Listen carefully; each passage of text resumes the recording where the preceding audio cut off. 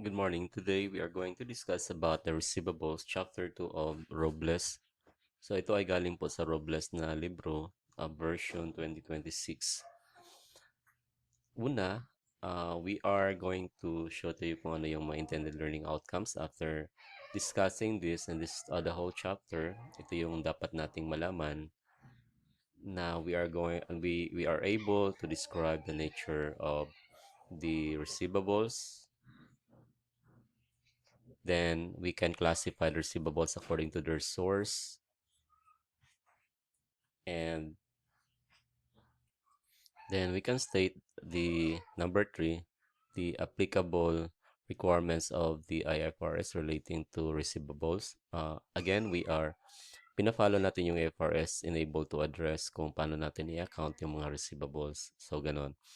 And number 4, i-apply natin yung recognition, kailan ba magsisimula yung receivables, kailan ba siya na pwede nating i-record sa libro, paano siya may measure. All of that can be found doon sa IFRS number 9, Financial Instruments, at saka doon sa IFRS number 15, Revenue from Contracts with Customers. Kasi kailangan natin yung dalawa kasi those two IFRS will tell you that will guide you how to address the recognition and the measurement. Ang ikalima ay formulate yung entries for transactions affecting notes and accounts receivables. Kasi entries are very important kasi doon tayo magsisimula doon sa sa pagsulat ng libro in the form of journal entries. And number 6, prepare entries to account for different forms of receivable financing. Hindi lang normal na mga receivables and notes receivables that we are going to address dito sa ating pagdidiscuss or in this topic or in this chapter. Also, yung mga receivable kasi pwede yung i-convert into cash by way of receivable financing. Kung hindi makapaghintay yung reporting entity, let's say upon having a sales on credit with a term of 30 days like that, kung hindi niya hintayin yung 30 days and the entity wants to convert it into cash immediately, pwede niyang ibenta yung receivable financing or pwede niyang i-loan yung what I mean yung accounts receivable in the form of receivable financing. Number 7, present receivables and statement of financial position. So this is on the reporting side. Now, once na meron tayong mga journal entries, we know how to measure. So then, the next part is, we should know kung paano natin sila i-present. So, kasali na yan lahat, including yung receivable financing.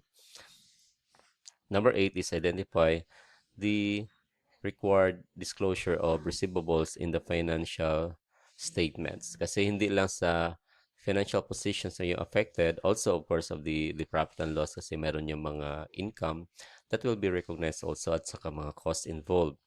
And other than that, meron yung mga other details that we need to disclose that under the notes of financial statements. So ito yung sinasabi nating disclosures.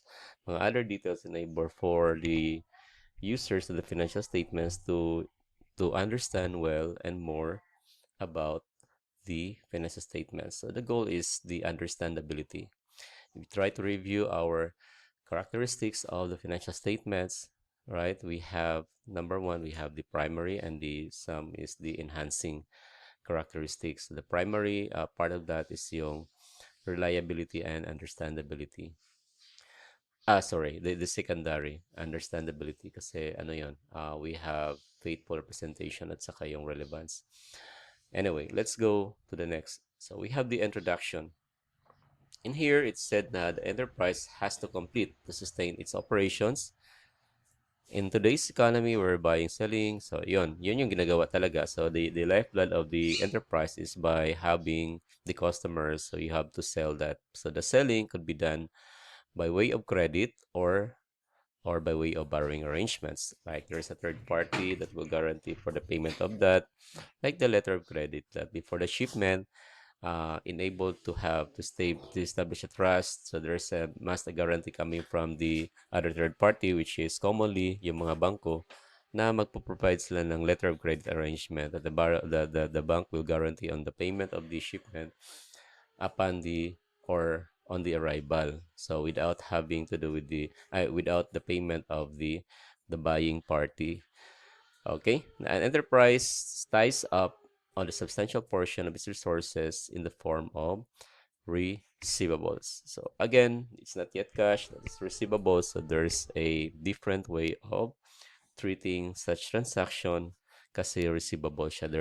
There are other risk factors that we need to consider in the accounting kasi the ultimate measurement is the cash flow. So the cash flow, whatever is the condition or situation of that will affect the cash flows or the future cash flows, yun yan ay makaapekto doon sa measurement ng receivables. So that's why it's very important to assess the cash flows. Okay. Now the next one is the nature of receivables. Sabi dito, in in a broad sense, okay, in a broad sense, when we talk about the receivables, it represents a legitimate claim from others in the forms of money, goods. Broad sense means to say that pag sinabi natin receivables, doesn't mean that it is settled only in the form of cash. So, pwede yan isi-settle by other delivery of other goods or services, depende yon sa party if mag-agree. In a narrow sense, if we're talking about receivables that is purely set to be settled by only the cash receipts, so we're talking a accounts receivable as per se, I mean, purely as that. So, in here, in this chapter, we are going to discuss the loans and receivables, which is addressed by IFRS number 9 and IFRS number 7. These are the IFRS that are applicable for this particular loans receivables that is to be settled in the form of cash receipts. For accounting purposes, receivables include the following. So, ito yung mga classification ha. Una, meron tayong amounts collectible from customers. So, that is in the ordinary course of business. So, meron tayong customers na deliver tayo on credit and we're expecting to be settled that by way of money. Okay? Yon. So, it could be na nagpapa-lending tayo. So, that is also payable in money. If we're selling that merchandise, that's payable in money. If we do that in the form of services, we are expecting that is to be paid in money. So, they may be in an open accounts or evidence. Open accounts that usually we have the accounts payable that is only supported with the sales invoice, and that is an open account. Okay? And or if you don't if other than that, if you need more security, we have what they call the promissory note. Okay, this one or other time drops.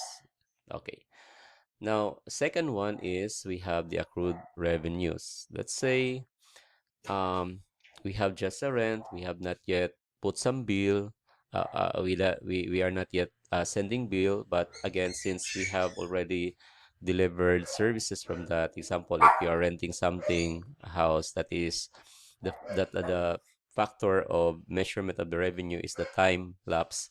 So let's say you have 10,000 every month, so every month of time lapse, every month lapse or every month na nagpass, kailangan mayroon ka ng i-record na revenue. Regardless of you are sending a bill or statement or SOA or invoice to your to the renter or to the lessee, despite of that, we need to measure the revenue.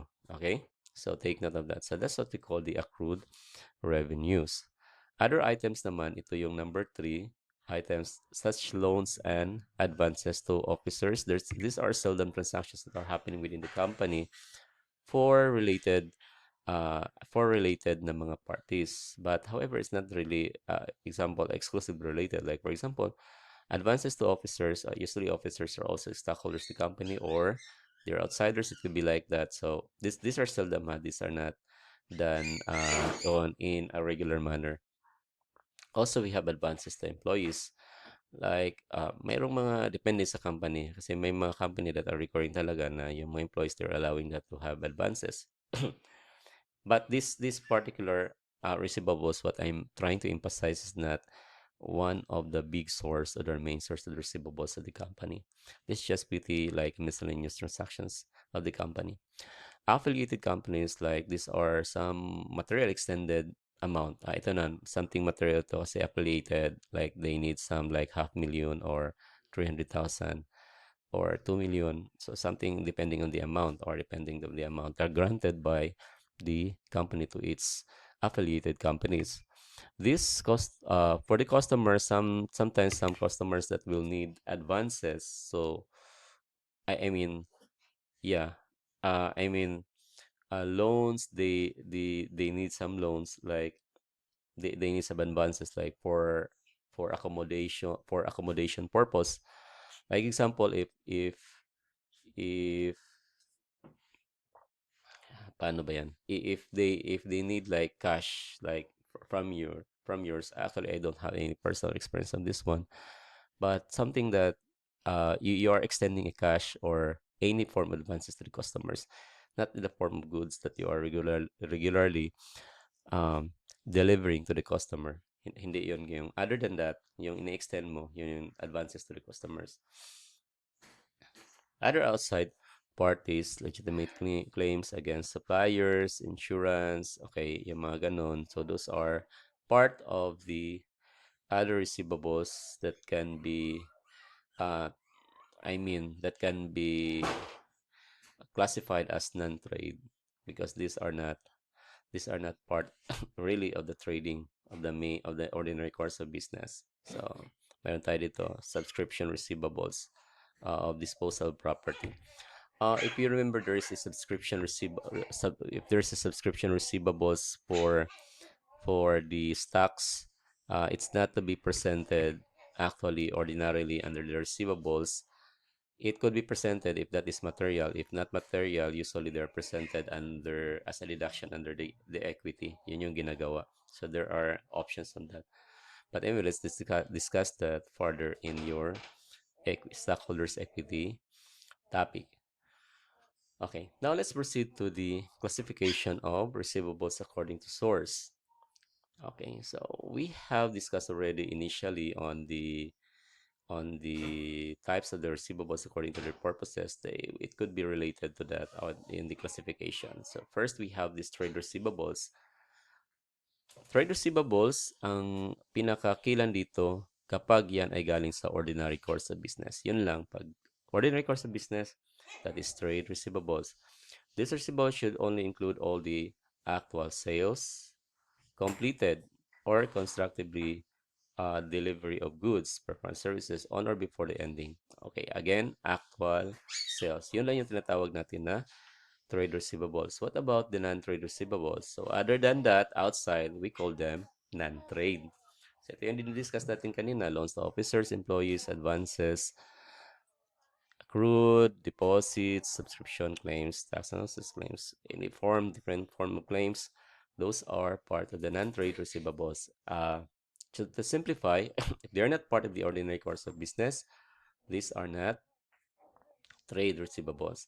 So how do we know if these are within the course of business? If they are part of the sales. Okay, so that's it. Okay, now let's jump to the classification of receivables in the finished statement of financial position. Okay, maybe let's discuss this one in the next video.